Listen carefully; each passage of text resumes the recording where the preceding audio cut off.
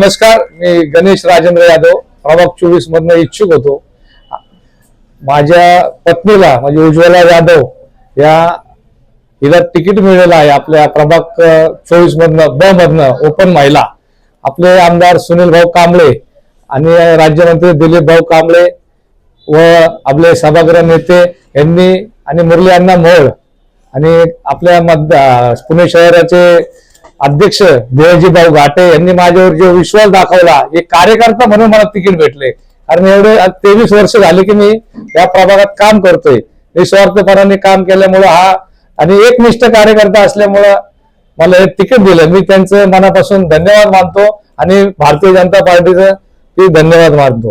काय नेमकं प्रभागाचं कसं काम काय किंवा कसं वाटतं आमदारांच्या विकास निधी जवळजवळ मी 2 ते 3 कोटी रुपये आमदारांचे या प्रभागात आणलेत की बाबा ड्रेनेज लाईन असो, आपले कॉन्क्रीट लाईन असो आणि मी वैयक्तिक लोकांची नाही का समस्या ऍडमिशन असो, हे सर्व काय या भागातल्या गोरगरीब जनतेसाठी मी केलंय। आणि मी आज झोपडपट्टीतला लहानाचा मोठा कार्यकर्ता झालेला आहे।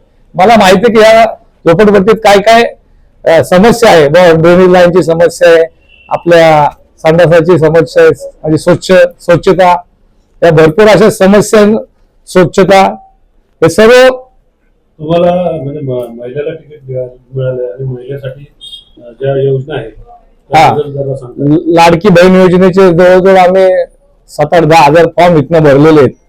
परत मी उज्ज्वला गॅस हे जवळ 550 जेव्हा आपले मंत्री दिलीप भाऊ कांबळे हे मंत्री होते त्यावेळेस मी कार्यक्रम केला होता रास्तापेठेत की उज्ज्वला गॅस च्या निमित्ताने मी 550 लोकांचे महिलांचे मी काम केलं।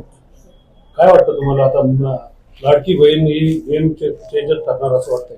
हो ना, तुमच्या मिसेसला तिकीट मिळालंय नाही का, तुम्हाला न्याय दिला असं वाटतंय? हो, लाडकी बहीणच इथनं गेम चेंजर राहील आणि आपले जे पक्षाचे कार्यकर्ते आणि मी जे काम केलंय इतक्या वर्षाचं त्या कार्यकर्त्याला तिकीट मिळण्यामुळे हे सगळं व्यवस्थित होईल आणि माझी बायको बहुमताने विजयी होईल। पॅनल भरपूर जोरात आमचा या प्रभागातून 4 कमळच लागतील। कमळाचा विजय निश्चित, कारण काय यांचे पॅनलच व्हाय नाही। तेव्हा आमचे पॅनल झाले तेव्हा यांनी मग जाऊन फॉर्म भरलेत की कुणी कुठे जायचं। काय वाटतं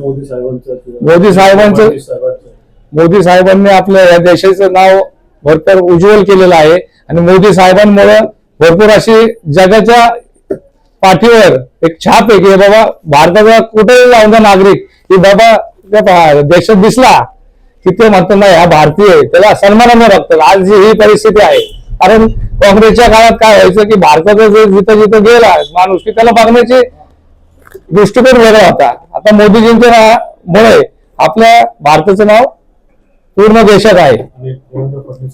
फडणवीस साहेबांमुळे आपल्या हे महाराष्ट्राचं जे राजकारण आहे हे चांगलं चाललेलं आहे, कारण 3 पक्ष घेऊन आपण देवेंद्र फडणवीस साहेब हे काम करतात आणि जेव्हा आपल्या भागात समजा पुणे शहरात असून द्या की मेट्रो असो, याला भरपूर असे आणि लाडक्या बहिणीमुळे त्यांनी भरपूर अशी कामं केलेली आहे।